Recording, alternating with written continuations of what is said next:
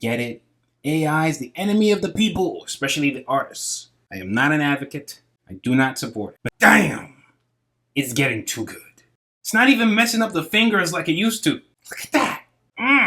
The robots are coming for our job. Look at this. Somebody come and look at this. Even manga.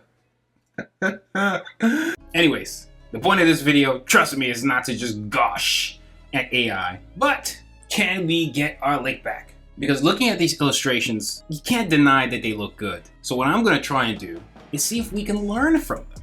Maybe in a future video, you guys can leave a timestamp if there's some image that you're seeing and you want to see me try to render it from scratch, which I don't mind attempting, maybe with Apple Black characters. But today we're going to try and steal from AI. And here, I kind of already have an image that we've seen in the past that's similar to, say, some of these. And what I want to start attempting to do is studying these and seeing if we can learn from it. But there are little things that I noticed with the illustration, especially with the rendering. So it's one of those things you do once the image is finished. So I'm going to take an image that I already have and seeing if we can take aspects of the filter style here and apply it to what I already have. Blurry at the edges, the shading is pretty dark, covers most of the illustration. The light parts are pretty light, so there's a lot of contrast. It's a warm illustration, these faded, blurred backgrounds, where even the lights have somewhat of that TikTok-y 3D vibe to it. And we're gonna do our best to replicate this. The robots are coming, folks. So this is from our last character design video. You're gonna watch me ink it, go over character design tips, put it all together for Lord Asher here, who's a character from Apple Black.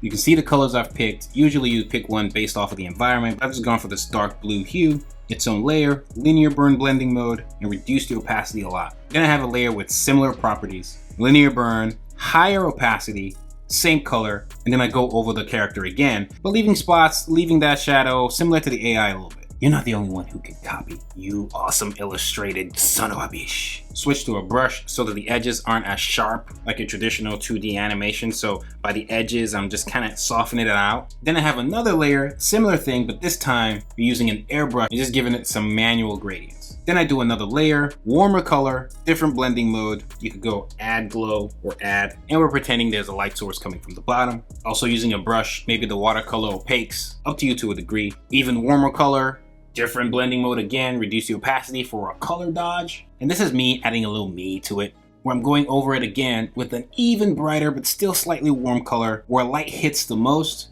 and even going over some of the line art. Then I pretty much had a new layer with the flats for the character, did something a little bit more unique with the hair. Again, this character fit the most to use for this tutorial because it's already kind of similar to it anyways, but there were some other gems I saw in there that I can see as stealing more, but in the process learning from AI who's learning from us, which I think is really interesting. I saw this as an opportunity to even experiment and maybe even improve, putting myself in the shoes of this robot and seeing how I could become better for it. So really this is a video on how to improve. We could have used any other creator, but I went AI because, you know, you clicked, didn't you?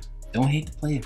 Hate the game. Then mix the flats with all the shading and rendering that we did, and then we can begin. My first goal here is to mimic the background where everything is kind of foggy and it's bright at the top. It's almost white even though there's a sky there. And now when I'm done, it's practically going to look like maybe you're in the mountains and it's snowing a little bit. So I use the airbrush, maybe use a mixer brush, blend it in a little better, but not too carefully. Still very chaotic. More blending, slightly different color for some darker parts. It's all going to be blurred anyway, so I don't care about making everything look perfect. I mean, it's nothing to do, just having some strokes. Again, switching to the mixer brush and then doing a little bit more. This is a brush I actually got from Ahmed Aldori. Also makes really solid tutorials. Put in some green for the trees. It almost doesn't matter / does, but not really. Because then I'm going to create a new layer, which will go above it all. And that's how you do it in Photoshop. And here, I'm putting those white spots on the gun, almost like it's about to shoot. So he's a sorcerer and the gun is his wand. So it's not shooting like regular bullets. So I'm just doing something a little extra fun here. And I'm giving it an outer glow. You double click on the layer and it gives you this box.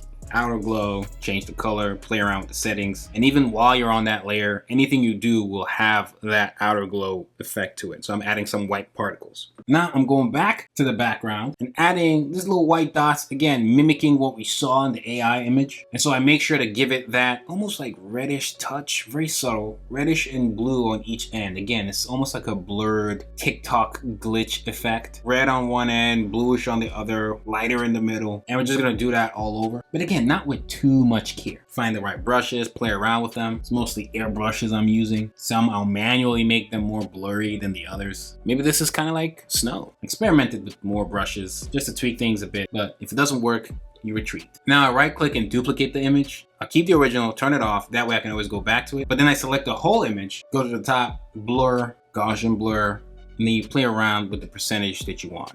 See a little preview. Once you're done, I select all the visible images, at least all the ones I want.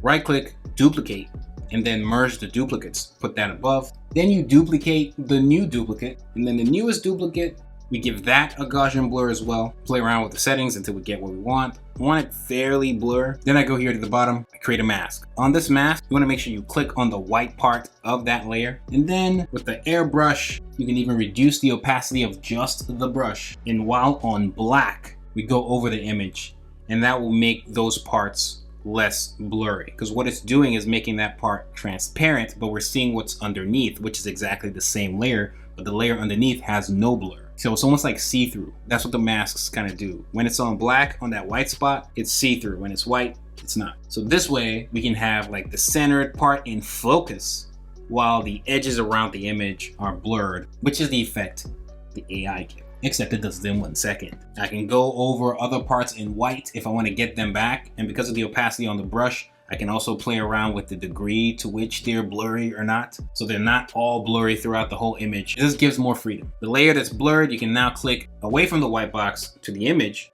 and you can play around with the blending mode. Not sure I recommend it, but it's fun to see what happens, and maybe you come up with something new. But I think we're gonna keep it normal. See that spot?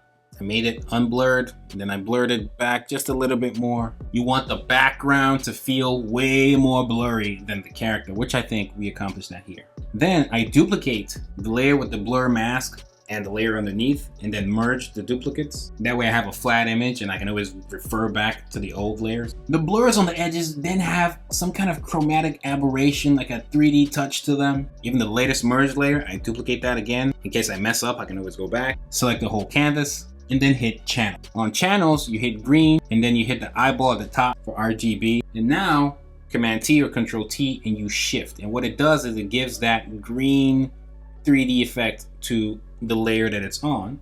And then you do the same for red, but this time I go in the opposite direction. It's very subtle, but you see it. And again, I'm just trying to mimic that filter effect the AI is using. In the end, you'll see the difference, because we'll compare it to what it was before. Then I create another mask, because what it did, it had that 3D effect to the whole thing, for the green and the red. But now I create this layer mask, and before we were getting rid of the blur, but now we're getting rid of the chromatic aberration towards the center of the image, at least the focus, the subject here. So it's going to have more of that 3D stuff towards the edges, where in the center is going to be more focused. Same as before, and we do this to our satisfaction. There are more other filter things you can do, but the goal here was to try and mimic the AI, so I'm just gonna leave it at this. I can then select the chromatic aberration version and the version right underneath it, merge that, and leave that at the top. Next, I go to filters at the top, and I go to sharpen the whole illustration. Make sure the canvas is all selected, because I noticed that the AI as well has that really sharp touch to it. After that, I go to noise, and I notice that those layers also have just a subtle noise, at least the one that I'm referencing.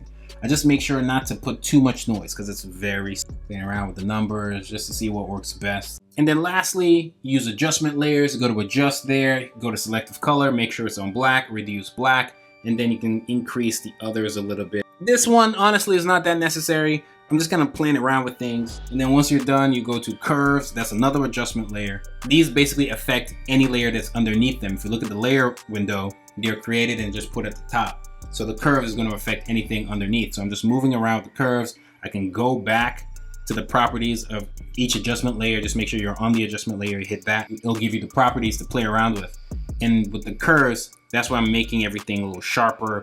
Those darker parts, I can even make them darker and to match the energy of the AI. You see AI? I will not be replaced. Maybe I have a different video talking about my thoughts on AI overall. Everybody kind of did that. You guys let me know if you guys are interested in the bottom. But this is the before and after. And these are some of the things that a lot of creators do after an illustration is done. At least all the rendering part is done. Some creators do it halfway and then paint over it, but it's completely up to you what process you want to have. If you've enjoyed all this, y'all know what to do. If you want to see me break down other things AI does and see how you can create that yourself, take back from the machine, just let me know in the comments. Maybe there's one in this video, just let me know the timestamp. Watch more videos, subscribe, all that fun stuff. It helps out a great deal. It's White Manga, and I'm Audi 9000.